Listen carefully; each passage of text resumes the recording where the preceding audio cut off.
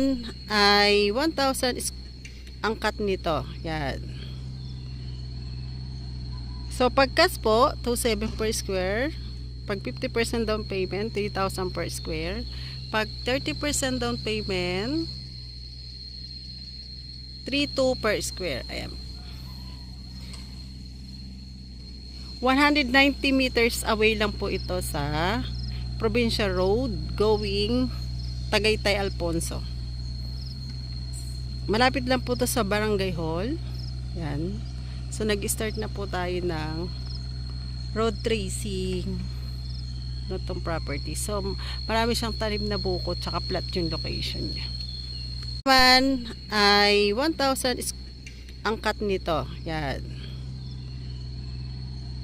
So pag cash po, 2,700 per square. Pag 50% down payment, 3,000 per square. Pag 30% down payment, 3,200 per square. Ayan. 190 meters away lang po ito sa Provincial Road going Tagaytay, Alfonso. Malapit lang po ito sa Barangay Hall. Yan.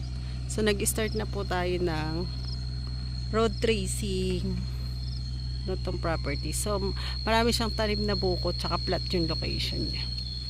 Naman ay 1,000 ang cut nito. Yan. So pag cash po, 2,700 per square. Pag 50% down payment, 3,000 per square. Pag 30% down payment, 3,200 per square. Ayan. 190 meters away lang po ito sa Provincial Road going Tagaytay, Alfonso. Malapit lang po ito sa Barangay Hall. Yan. So nag-start na po tayo ng road tracing nitong property. So marami siyang tanim na buko tsaka flat yung location niya.